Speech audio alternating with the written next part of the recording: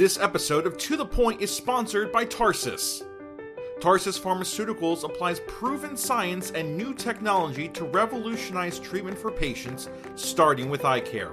Tarsus is advancing its pipeline to address several diseases with high unmet need across a range of therapeutic categories, including eye care, dermatology, and infectious disease prevention. Tarsus is proud to announce that Xdemvy Lotilaner Ophthalmic Solution 0.25% is now available to prescribe.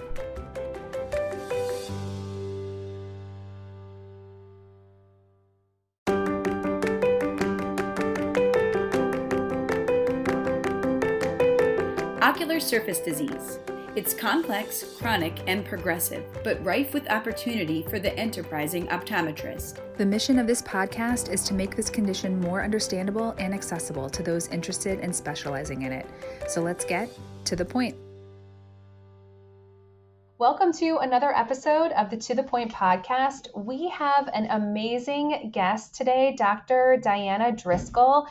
And she has a fascinating background. Let me tell you a little bit about Dr. Driscoll.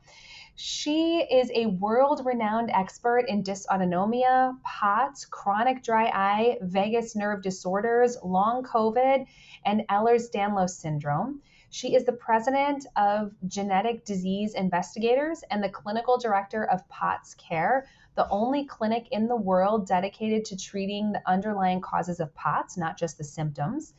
An inventor with 4 patents to date, she's also the owner of TJ Nutrition, a company based on her expertise concerning the autonomic nervous system. Dr. Driscoll is a neurological dry eye expert, patenting unique treatments by addressing dry eyes as just one manifestation of systemic issues and approaching treatment through the autonomic nervous system. Her newest release is Parasim Plus Eyes. Dr. Diana Driscoll is a member of the Tear Film and Ocular Surface Society, the International Society of Neurovascular Disease, the American Headache Society, the American Optometric Association, Ophthalmic World Leaders, Long COVID Alliance, Optometric Retina Society, and served as a medical advisor for the Ehlers-Danlos National Foundation. That is quite the bio, Diana. Oh my goodness. So sorry to put you through that. Yeah. No. Thank you. It's an honor to be here. I really am grateful for the time too. We're really happy to have you. I mean, you are truly an expert in an area that I feel like a lot of optometrists do not know about, myself included. The autonomic nervous system. And so we wanted to bring you on today to talk a little bit about that and how that relates to dry eye. But maybe you could give us a little intro into your background on how you began, learning and gaining expertise in this area. And actually, Diana, before you get started, I just wanted to add one thing, which was I love when my patients teach me things.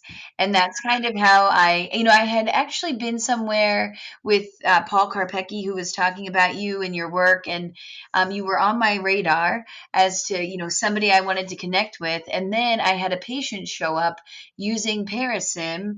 And I thought, I don't really know a lot about this supplement. I need to figure it out. And that's when our conversations began. So, I tell my dry eye patients that, they are researching things. They have, unlimited access now to patient forum groups, and just, with the internet, they learn a lot.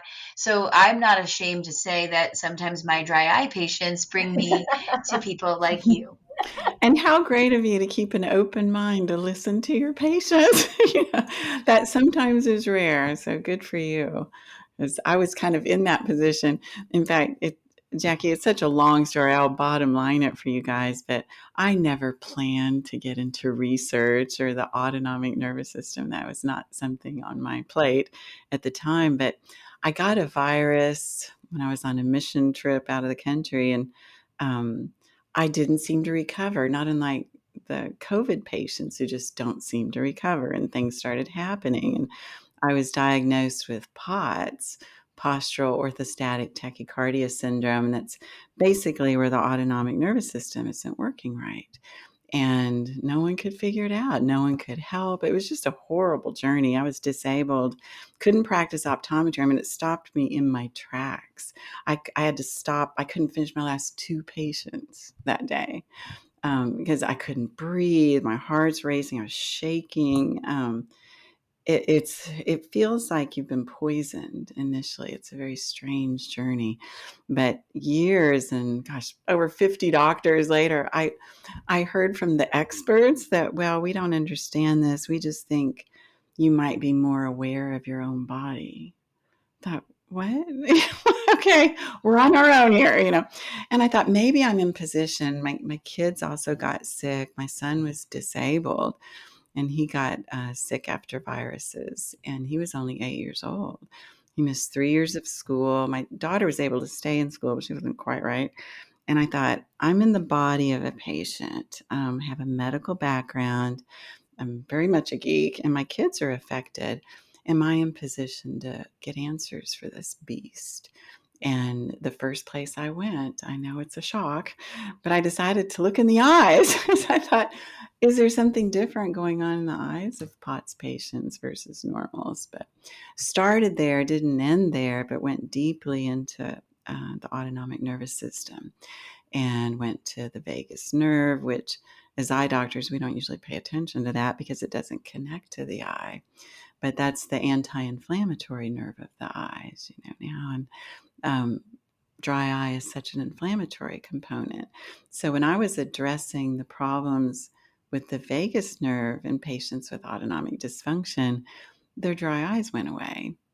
That, okay, that's interesting. I need to back up, make sure I know what's going on, and can I improve upon it? And worked on that to cover everything I could think of that would go wrong in the neurology in a chronic dry eye patient. And some of those symptoms you had mentioned, Leslie, display in other ways, which is interesting. We all see these patients. But that's how I ended up back in eye care, sort of, or giving back to the profession that gave so much to me and gave me enough knowledge that I could jump from there to get answers for an extraordinarily complex condition.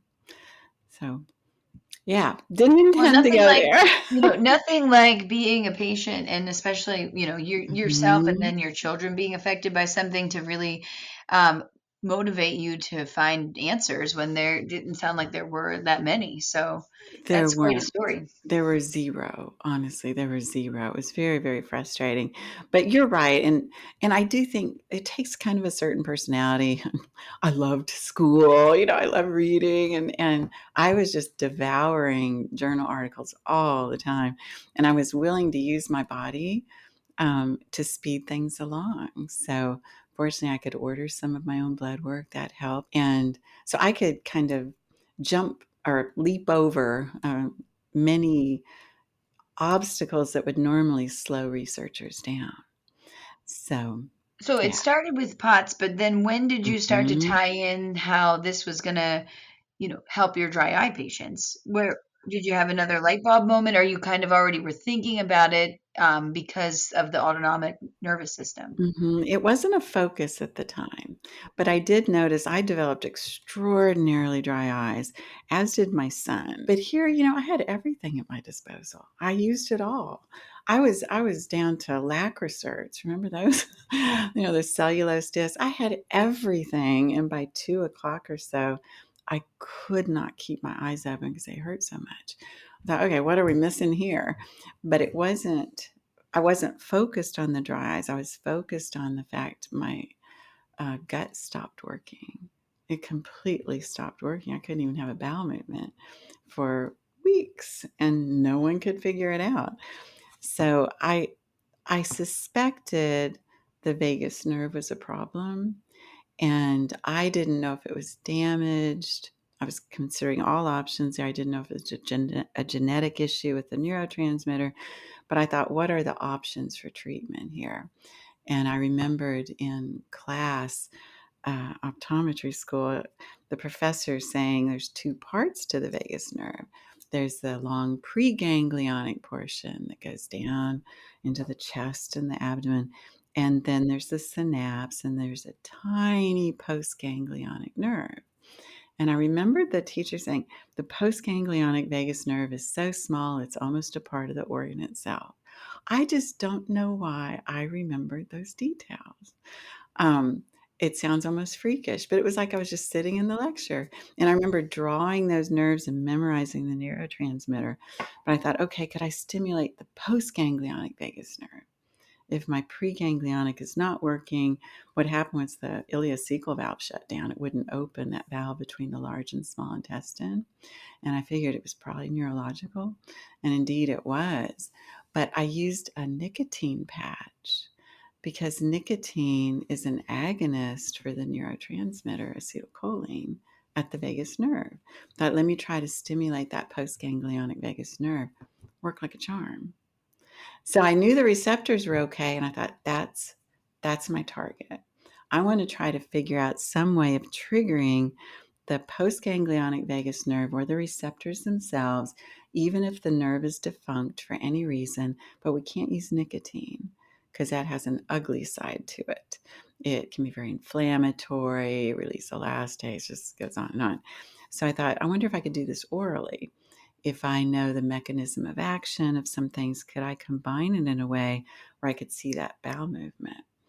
And worked on it for a few years and got that done. So yeah, that was a light bulb moment. But it wasn't until later I realized, oh wait, the dry eyes are gone. Well, and that's interesting. We're learning a little bit more about nicotinic receptors. Especially with this launch of Tyrvaya recently, I feel like a lot of, and even before that with TrueTear and any neurostimulators that were on the market, it seemed like, they were on to something along similar lines. But I guess for dry eye, the basal tears are regulated through the autonomic nervous system. That's a big part of what it's doing, and communication to the lacrimal glands so that you can just have basal aqueous tears. That's correct? I think what was interesting in talking with you previously was just we all have the patient. This is why some doctors dread dry eye, right? We all have the Right. patient that we haven't been able to figure out, that is a constant, they weigh our clinics down because the chair time is, exponentially longer than we anticipate when they're in to see us. And so some of the things that you mentioned when I had spoken to you previously about your dry eye patients, and especially, getting this vagus nerve stimulated, really, for me, I was thinking like this could be the answer for some of my really challenging dry eye patients. And one thing that you mentioned was just using pupil size as an easy tool to see if the patient's autonomic nervous system might be not completely working properly. So, and I believe that you said if the patient had larger than normal pupil size, that might be an indicator. Well, what I've come to see chronic dry eyes as is not an eye problem. Okay. And I think I'm the only one who really thought that. I think the patients might agree, but I see it as just one manifestation of a systemic issue. And when the systemic issue involves immunity or neurology and the two are interlinked, one affects the other, then the breakdown in the ability to release the neurotransmitter is more systemic. It isn't just the eyes. So you have to kind of be clever, but you want to ask the patient about other symptoms. Do they tend to get constipated? Are they light sensitive? Are their pupils a little bit bigger? That's a big clue. It has to be really bad before that happens. Do they get brain foggy? Are their moods changing? All symptoms basically of anticholinergic syndrome or poisoning, but turned way down. You turn it way down. And the dry eyes are a consequence, oftentimes, of not just the low tear production, and that interestingly is not so much a nicotinic receptor in charge of those tears, it's muscarinic. And the vagus nerve, which controls inflammation, also is affected. And then systemically, they tend to have more inflammation, including the eyes. So that combination of inflammation and low tear production, both sourced from the same issue with a change in the neurotransmitter, is devastating for chronic dry eye. And as you guys know, it compounds over time. More inflammation leads to lower tear production leads to more inflammation, and it starts to cycle away. But absolutely, you can look at their pupils, those are the bad ones, and just ask them things like, so how are your bowel movements doing? They never think that that's related to their eyes, right? Never. Or brain fogginess. And it isn't just the patients who are severely affected like I was. I think in all dry eye patients, the neurology should be supported. There's Dr. Annette Galore does a lot of research on neuropathic and neurotrophic keratitis, and she made this point in one of her lectures about how, we always think like, oh, we can see the dry eye. We have a slit lamp. Let's just look. And there are these patients where the symptoms outweigh the signs, and you're thinking more, neuropathic issues. And Yes. you're kind of saying the same thing, nerve Mhm. and peripheral nervous system, autonomic nervous system, these things are all impacted with how a patient feels in terms of dry eye. What can the optometrist learn from how should we be then managing, or what success have you found in managing these patients? I mean, you have developed and patented things on this. Can you talk a little bit Mhm. about that? Yeah, absolutely. When I was working on the vagus nerve and working with patients with autonomic problems, and that includes like the post-COVID patients, but they're oftentimes misdiagnosed chronic fatigue syndrome or fibromyalgia, or that just mess of invisible illness where the poor patients have no good diagnoses and the doctors just throw up their hands going, I don't know what's wrong with you. Maybe it's just you're anxious, those people. But to start with those. And then the patients who are less dramatically affected, though, can be aware something's not right, right? They'll oftentimes feel like, oh, I'm just getting old, or I'm stressed out, I must be really tired. Not always, and I think we want to be very proactive. So although I started with Parasim Plus for the vagus nerve, when I saw that it was hitting the muscarinic receptors also, it wasn't just the nicotinic. And Leslie, how I proved that was the pupil size changed. That is purely muscarinic, right? Not nicotinic. And most basal tear production is muscarinic, not nicotinic. So the trigeminal is not mainly parasympathetic, it's mainly sensory. So picking apart that neurology and trying to improve upon it, I eventually came out with Parasim Plus Eyes. So similar mechanisms, slightly different formulation to make sure those muscarinic receptors were hit. So unless your patients are on pilocarpine or anything derivative of it, or on some medication that's going to change the pupil size, make it smaller, sometimes you can see them coming. We've all seen the dry patients who get so light sensitive. They come in wearing their sunglasses, and we always think it's the corneal desiccation, right? And then we look with the slit lamp and go, no, it doesn't look that bad. But like you said, Jackie, the patients feel like they're dying. Oh, yeah. No, that I understand. I understand some of that can be the large pupils too, or even the vision problems or accommodation. So that's terrible. We look at the cornea and go, that didn't look too bad. Okay, maybe the pupil is not responding quite right. So that's an autonomic clue. So then if we were going to use a supplement like Parasim Eyes, the patients start taking that, how do they dose it, and how long do you anticipate? I know you had mentioned that it's a pretty quick response with some of the things. I've read the label. It makes it sound like if you're having constipation, that soon after you even take the supplements, it might trigger improvement in the colon health. But Yep. what about for the eye symptoms? What are you It's finding? yeah. What we are not used to looking at as eye doctors, of course, is things like bowel movements and fatigue, etc. But the worse the patient gets, the more quickly and dramatic you can see it which is kind of great, I guess, if they're really bad. I know when I, as a patient, got to the point, not only was I brain foggy, I had no short-term memory, no executive function. I just got to zero. And then it got bad enough I couldn't even stay awake. So there's patients who are like falling asleep behind the phoropter, right? We've all seen those. They'll feel the difference within like 20 minutes. It takes almost nothing, and you start to see the sparkle come back in their eyes. They're sitting up. It may not last as long. They probably need a lot. The GI usually responds with the bowel movement an hour, hour and a half, maybe. If they're starting out constipated, sometimes you have to work through some of that. But that responds fairly quickly. So we recommend 2 or 3 capsules on a basically empty stomach, to make sure it opens and gets in the system at once so it can land on those nicotinic receptors properly. The pupils respond usually 2 to 3 days, and the patients can see it. If you show them, have them look at their pupils and say, okay, how much real estate out of the iris is this taking? Okay, now tell me in 2 or 3 days how much real estate it's taking.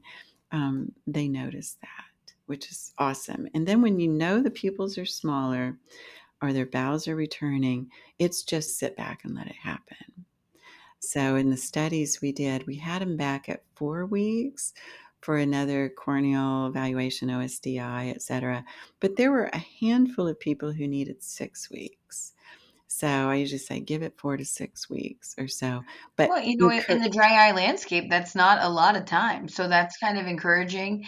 And I don't think, yeah. it sounds kind of crazy when we're talking a lot about bowel movements, because that is the complete opposite end of where I'm spending my day. But Thank goodness, right? I know, but it is very interesting. They're doing stool samples in our Sjogren's patients. I mean, they're definitely relating colon health to what is going on in dry eye. So as crazy as it sounds, it goes to your point that dry eye is not just the eye as systemic condition, and That's we really, exactly right. yep, we really got to be thinking of the patient as a whole for sure. Yeah. And when the patient's going through that for their dry eyes, I think it's important to remind them, remember to look for, because if they're looking for like smaller pupils or normal bowel movements or less fatigue, more sharp cognition, and they see that, then they won't get discouraged while they're waiting those 4 to 6 weeks, right? Um, so I love to point that out to them that this isn't just for their dry eyes. They feel better when they're on I think sometimes patients will like ask me like, why are you asking me about rosacea? I can only imagine it. if I'm like, are you also constipated? What sort of looks I'll be getting when I ask those questions? But I'm willing to do it, Diana. I am going to do it. You're so brave, Jackie. I think you will be shocked at the answers. How many Um, people are constipated? oh yeah, you will The be other shocked. the other list though, and actually not, this post-COVID syndrome is a real thing, and her introduction, I was glad to hear that your research is spilling into that. Brain fog is a big thing for those patients. So I'm assuming that's all, interlaced with this autonomic nervous system, but Yes, it is. maybe lean in on that before you ask about constipation, Jackie. Maybe ask about memory, mood, anxiety, depression, and then throw in constipation. I am so glad you mentioned depression. I am so glad you mentioned that because I see publications where, oh, dry eye patients are depressed because they have dry eyes. No, I don't think so. That's just one aspect of that systemic condition. It's pretty much across the board, too. I don't think the dryness depresses them. And that depression goes away when the systemic problem is corrected. And then would So, you think that that explains why I have a few patients that stress and anxiety and their depression definitely flares up their dry yep, eyes? So that would kind of totally. explain the tie-in to that. Totally. What's happening is something inflammatory is going on systemically. And when that goes up, it blocks the release of acetylcholine. And then those symptoms occur. So, yeah, absolutely. You're already seeing it. They're feeling it. And Hmm. Jackie, might also be what you want to think about in your patients. I'm sure you've seen them that can tell you the exact day that their dry eyes Yes. started. That's exactly right. That is not your typical dry eye patient, but I've had them, they'll be like September 13th of this year, everything changed. And I'm thinking like, what? I don't, what happened then? But maybe Yeah, maybe something, they had a virus, maybe something triggered imbalance in their nervous system. that's But right. I think just kind of thinking of those outlier patients, it, and also just knowing that there's a tool in the toolbox that maybe doesn't have a place for all of our patients with dry eye, but when you have these patients now, at least you know that there's something that's been developed by a fellow optometrist, which is always very exciting as well. And you don't have to throw out what you're currently doing, with your dry eye patients, but I love to see it fold in. And the patients think you are Superman or Superwoman for figuring out how to help them feel better.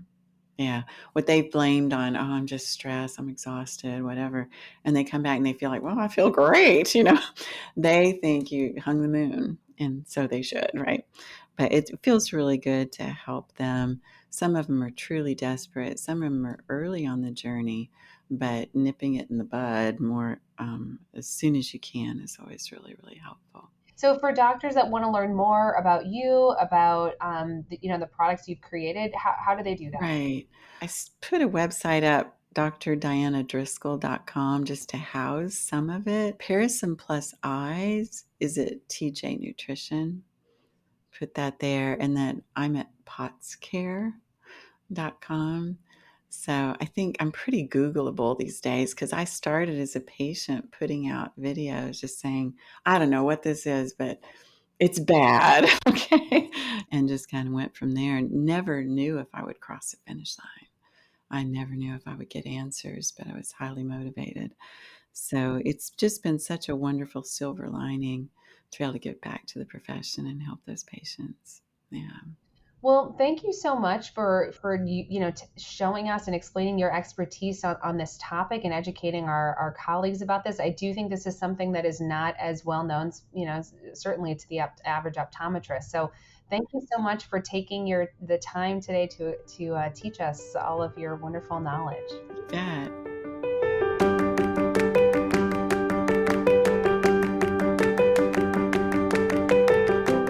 And now for the To The Point wrap-up.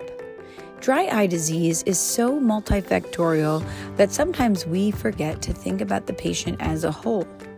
The autonomic nervous system is a big regulator for basal tear secretions. Patients often can present with other symptoms relating to dysregulation of their autonomic nervous system. This would include large pupil size, but also things like brain fog, anxiety, depression, and even chronic constipation. Asking your patient about this can sometimes help uncover some difficult etiologies relating to dry eye. And thankfully, with innovations from doctors like Dr. Driscoll, we now have solutions to help patients who have this abnormality with the autonomic nervous system.